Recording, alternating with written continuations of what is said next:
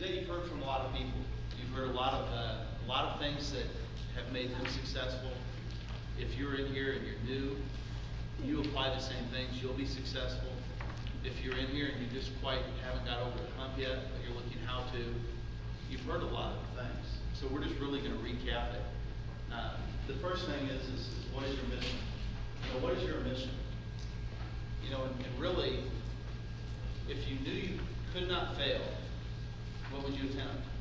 I think a lot of people in life, they don't attempt because they're afraid of failing. What if I don't make it? What if it doesn't work out? What if they tell me no? What if I don't finish the store? What if I set a goal to finish my store by Friday and I'm not finished? So what? It happens. Part of achieving is failing, as we saw earlier from the clip. So the first thing is, what is your why? What is your why? Lewis left out a part. I was grilling him because he came directly over from, the competitor in town. I didn't know what his thoughts were, what his intentions were, and he didn't know what ours were. And I remember at a certain point after we grilled him, and it's like, I got to make a decision. Are we going to give this guy a shot or not? It's like, so what's your motivation? What's your why? Why are you here? And he just let down and he said, man, he said, I got to feed my family. It's like I could deal with that. I knew, and I understood that. It was real. But everybody here has to find your why. Whatever your why is, to finally get over the hump, or find something you can do very well. Find a group of people that can help you. Maybe it's to pay your bill. Maybe it's to buy, braces for your kid. Maybe you know that your kid needs braces and you're thinking, gosh, how can I do it? You can do it here if you will. The second thing is your goals will become more powerful as they become more clear or become clearer. So as you identify them, then we have to write down, now what does that sound like, taste like, smell like? What does that look like? The more clear you can make your goals, the more powerful they become, the more compelling they become. If you have to make yourself go do something, you don't know why you're doing it. And if you know why you're doing it, but you sometimes struggle with doing it or not, you haven't made your goals clear enough. When you make them clear, doing it won't be a problem. It'll be like Denise said, can I work Saturdays? The third thing is your goals are aided by outside forces when they're written down. You write your goals down, it immediately announces your intention to the world, and the world wants to come to help you. There are people, places, things, events, resources that can help you, but you have to let the world know what your goal is, what you're going to do.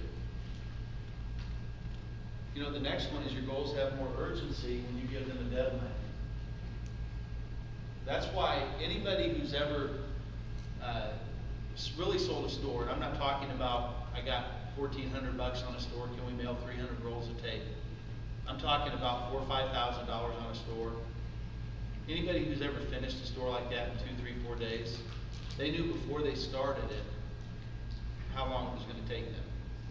Absolutely. I remember I was here for 6 months and I was doing about 3 or 4 stores a month at the time. It wasn't pretty, but I was doing it. And I did a store that was a new store I had never done, needed to be done. There wasn't a lot right there. And it took me 3.5 weeks. I knew that store was coming up, whenever that next cycle was going to happen. I was like, gosh, I knew I had to control my mindset. I wasn't going to think negatively about it, but I was not in a position to take 3.5 weeks on another store. I wasn't going to let that be. That was not going to happen. And so I went back through my folders in my off hours, before work or after work, and I listed everybody that was a possible lead, every area I thought would be a possible area to pull leads from, whatever businesses that I was missing from the good categories, and I listed them out. And it had my attention so much that I finished the store in 4 days. And I sold more on it that time than I did the time before. And when you do things like that, is that good? Yeah, it was good for me. It was good. But you know what? Anybody can do it if you take the same steps. I found new power. I found new power that was there all along. You can use the same power. You know, it's a matter of will you? Will you? You know, and you have to put yourself out there sometimes. You know, if they don't build statues to critics. You know what? There's always going to be people talking this or that or the other. You do a piece of work, artwork. You do the best you can, and make it your artwork. The fact of the matter is, it's good. It's good enough. You know, it's good enough, and you got to know that. You got to know that ahead of time. So, but give them a deadline. There's power that you're not using if you're not giving yourself a deadline. How much am I going to make in what time frame? How much am I going to put on the store in what time frame? Give yourself a deadline. You know, the next thing, your goals are within reach when you write out a plan. You know, at this point, even if we've established our goal, we made them clear, we've written them down, and we created a deadline, you're missing something, which is the plan. How do I do it?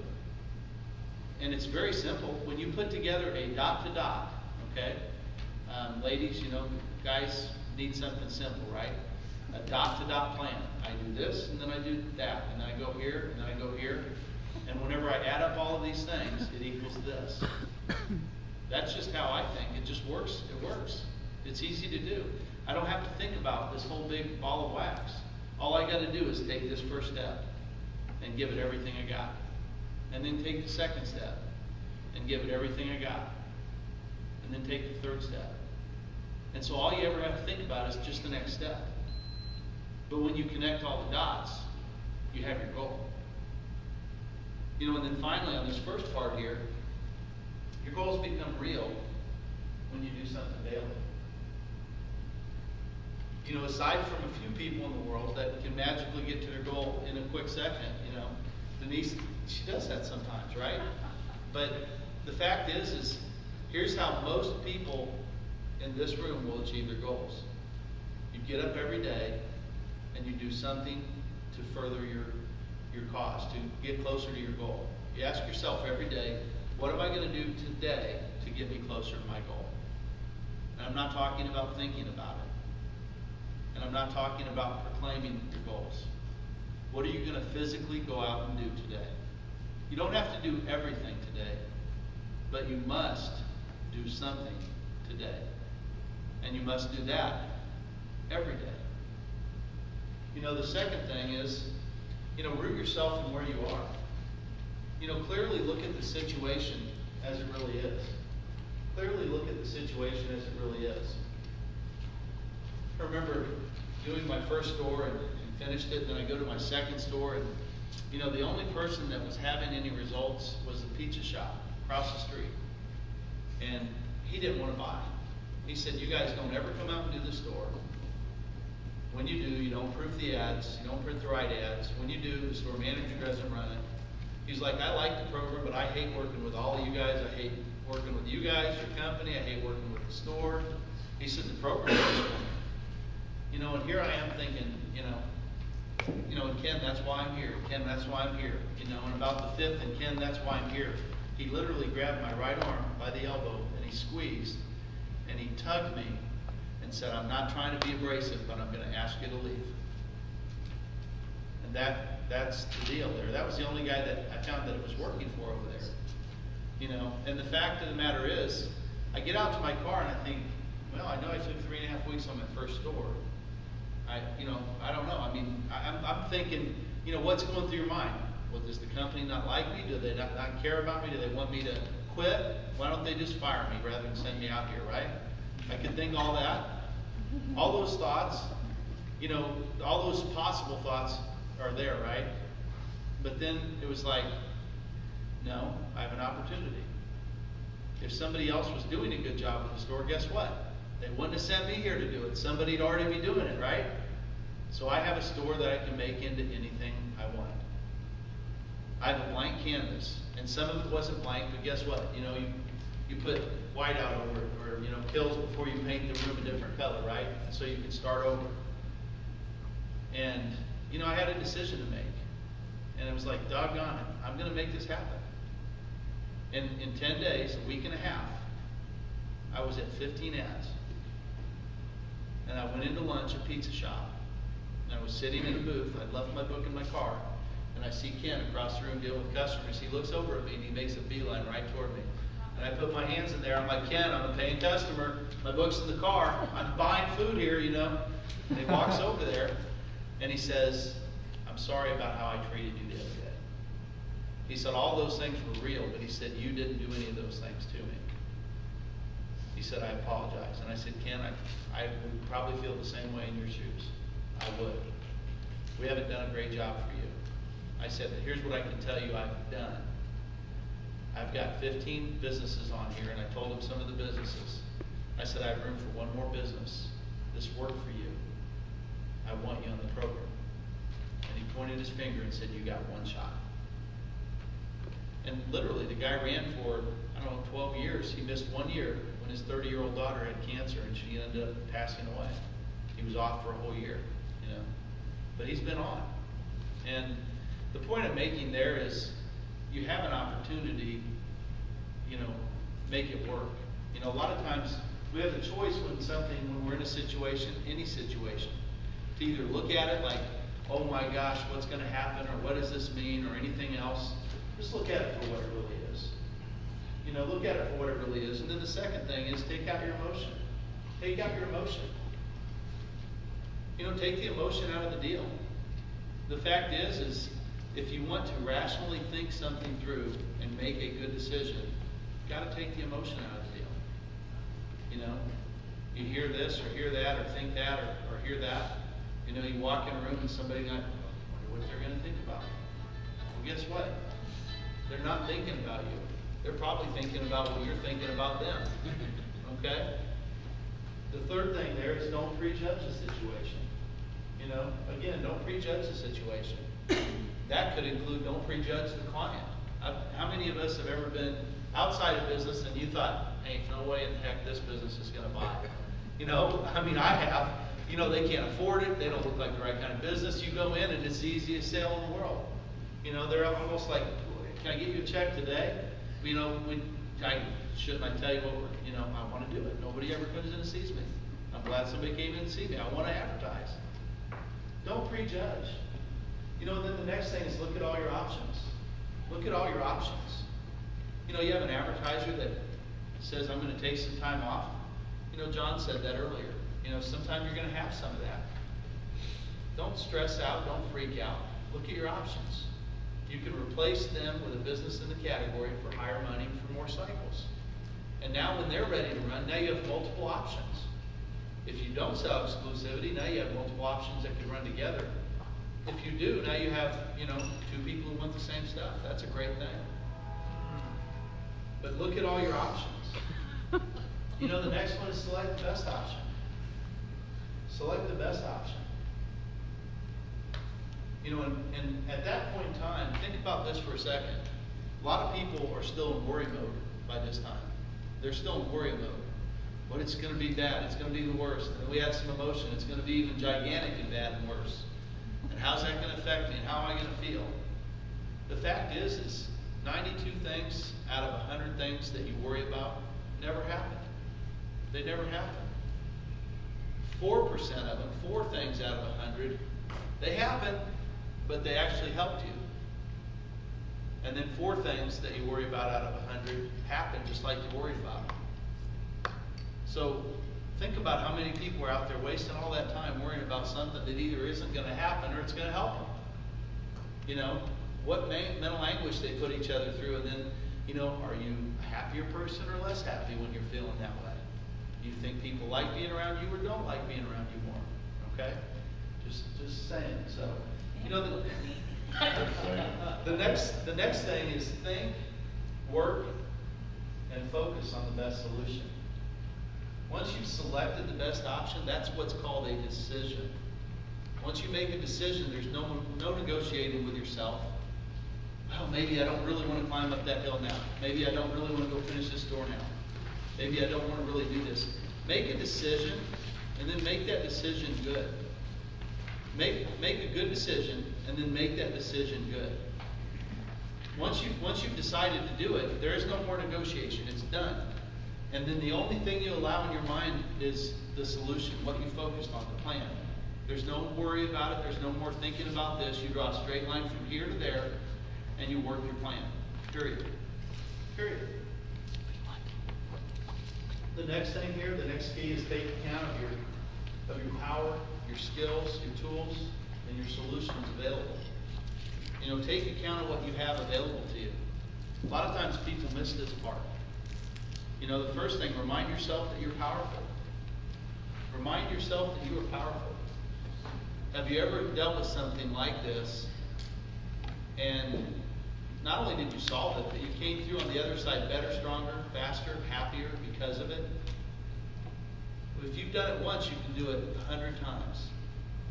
Why is this any different? You know, think about that. You know, ask yourself too, the second thing, there's a solution for everything. Find it. What's the solution? Instead of saying and focusing on how can't I, why will it not work? Ask yourself, how can I? If it was going to be done, if somebody could, how could it be done? Nobody's run the 4-minute mile. It's impossible to run a 4-minute mile. If you do, you'll die. It's just not possible. Well, if we were going to, how could we do it? And then somebody does it, Roger Bannister, and guess what? 700 plus people done it since. How can I? That's proof that most things are mental. You know, look at your resources. What resources do you have available? What resources? You know, that video clip was great. She said artists don't like to ask for help. People a lot of times don't like to ask for help.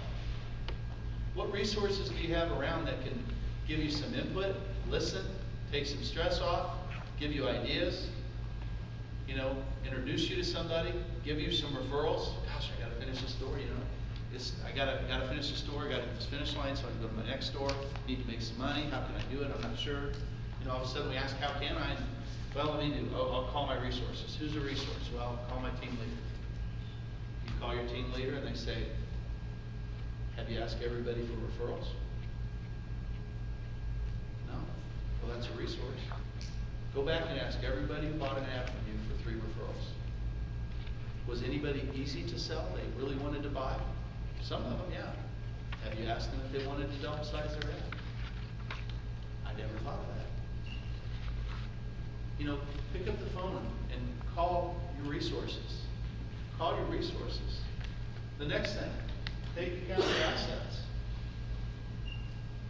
How many times in situations where people have an obstacle, a challenge, or an opportunity, do you look at the depth, the breadth, the height of the challenge, the opportunity, the problem? How many times do you ask yourself, well, now let me take account of what's on the other side? Well, what is on the other side? Well, I am. What are my assets? What do I do well? Everybody in here does something better.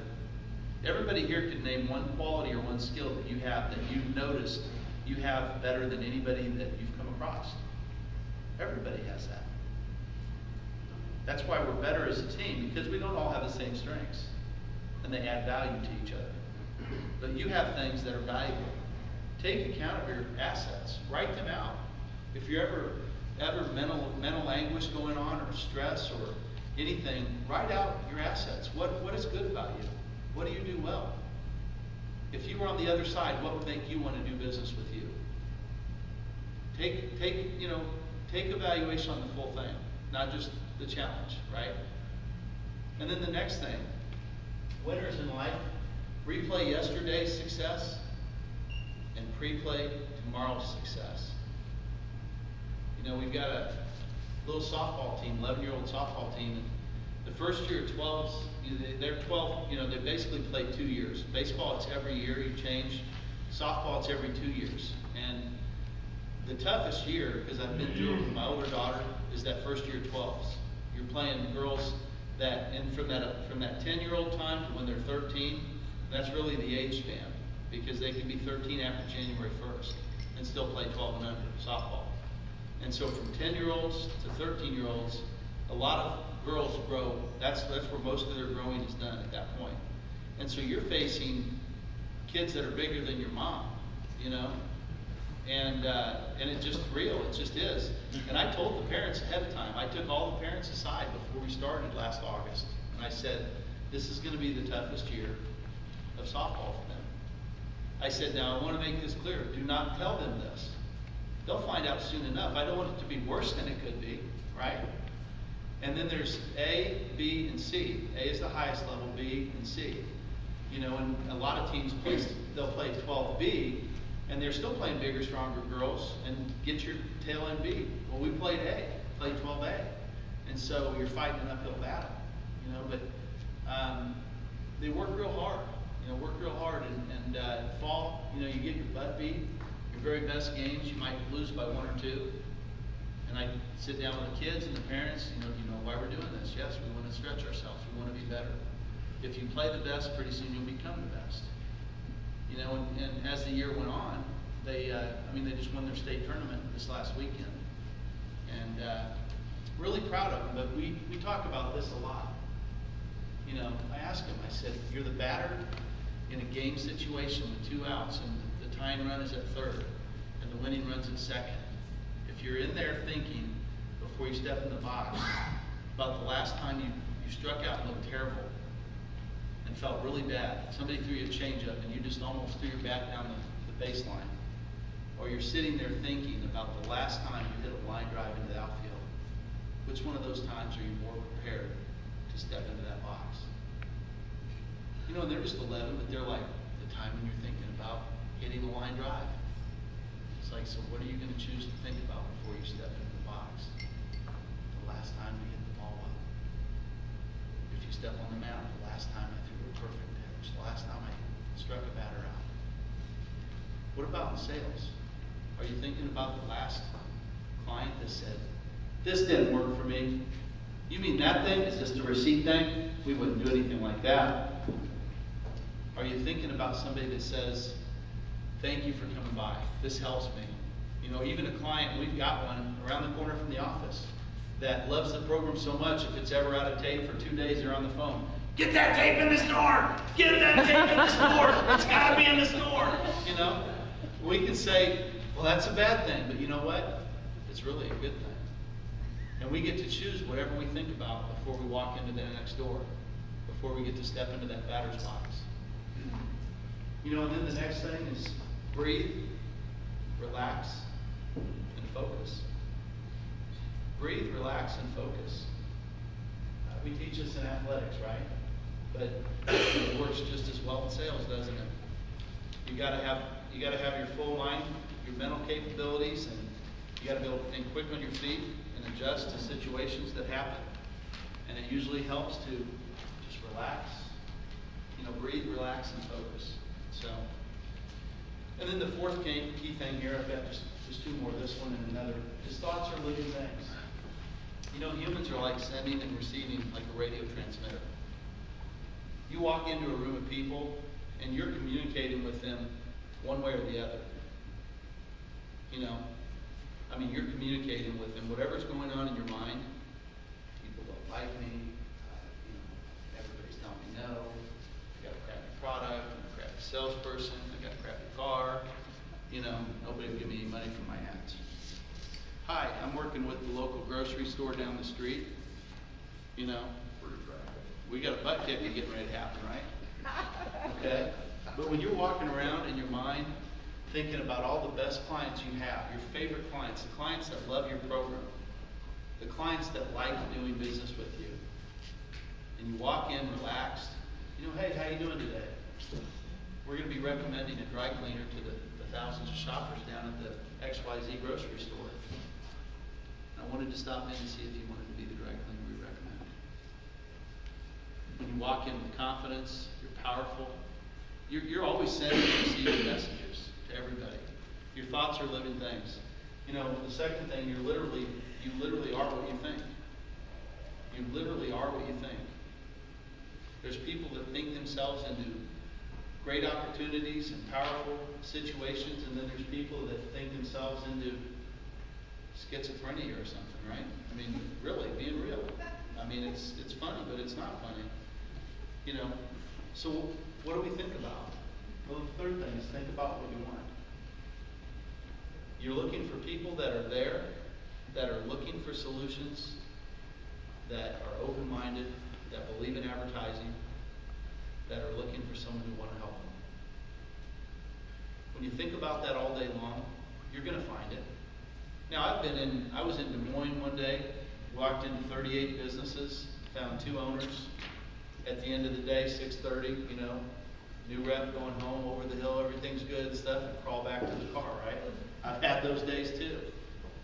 But I promise you, I was thinking about people that are in, people that are open, people that like advertising, people that want to grow their business, people that are looking for someone that wants to help them. And when you think about that over and over again, you're going to tend to find what you think about. And then filter out thoughts that are not congruent. You have goals. Thoughts can come into your mind from anywhere, but you get to decide if they stay in there. So filter out the thoughts that aren't congruent. And then listen to people in agreement with your goal. If you want to accomplish the goal, you've got to have all the power that you can possibly have. And good advice. Listen to people that are in agreement with your goal. There are going to be people that are in agreement or aren't in agreement everywhere. I'll promise you that. You can find anybody you want. Listen to people in agreement with your goal. And then your physiology impacts your thoughts and your feelings. And I remember doing a deal at a Tony Robbins deal, and he talked about if you're not feeling like it, if you're not feeling powerful, he said change your physiology. Change your physiology. And he had everybody, hunch over and bend over and then talk about something, and then he had you act like there was a cable that you could hook onto the front of your chest and just pull you up. Your chest is out, your shoulders are up and back, and you literally just feel more confident. You literally just feel more confident. So whatever you aren't right now, emotionally, emotions come and go. They're really like a season or a spice. They're really like the spice of life. They can make things better and they can make things worse. But they're not a good counselor. Should I go to work or not? Let me see if I feel like it. Use your thoughts to decide that and your goals. Emotions make things better or worse. It's like a spice, But too much of any spice, except pepper, is bad. I like pepper on everything, but I'm sure there could be too much pepper on something. But the fact is too many spices, too much of one spice in something can make it bad, right? So, but you can literally change how you're feeling by changing your physiology. And then the last key that we're going to go through is finishing your goal is the only acceptable option. Be willing to do whatever it takes. Be willing to do whatever it takes. There's a clip that we didn't end up having time to show today, Arnold Schwarzenegger's story. And he saw a Mr. Universe on a magazine and saw exactly in that magazine what that person did. In Austria, they didn't have bodybuilding. That wasn't the thing. They didn't have weight rooms and free weights and things like that. But he got a goal. Something stuck with him. Something grabbed his attention. And the fact is he thought about it. And his dad thought, you're crazy. You don't want to do that. And he told him, you need to go into the Army. And he got people that he knew in there. He was going to make him into a tank driver. So he put him in the Army, doing 20-mile hikes during the day and stuff. End of the day, a lot of them would just drop into their bunks tired, right? Doing everything they physically can. He would stay up for 3 more hours working out, building muscle. They didn't have weight rooms, so he had to kind of improvise. But he was working on that, and he was about to turn 18, and it was like the Junior Olympia or something like that. If he turned 18, he couldn't enter again. And he just knew this was his chance. And something inside said, this is my chance. But he's in the Army on an Army base. And so he had a decision to make, right? He ended up going AWOL. He escaped from the Army base to go do this show, and he ended up winning. He came back. They put him in the solitary confinement for several days, and they brought him up to talk to him about it, And he told them, he said, yeah, I did it. He said, by the way, I won. And he said, I wouldn't have been able to win without you guys. And, you know, he's like, so that's a good thing, right? You know, and they were like, well, I don't know, maybe. And, you know, he talked him into seeing that discipline is good in the military. And if he was an example of what discipline could do, it could help them.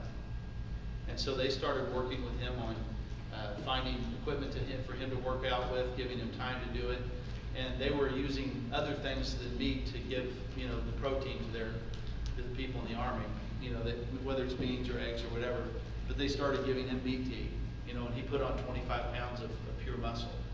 And it changed everything for him, you know. But the key is, he says in there, you got to be willing to do whatever it takes, you know. Whatever it takes isn't saying, well, I've seen everybody, I feel like I've seen everybody, you know, there's nobody else that wants to buy an ad. You can't sell enough ads in this town, you know.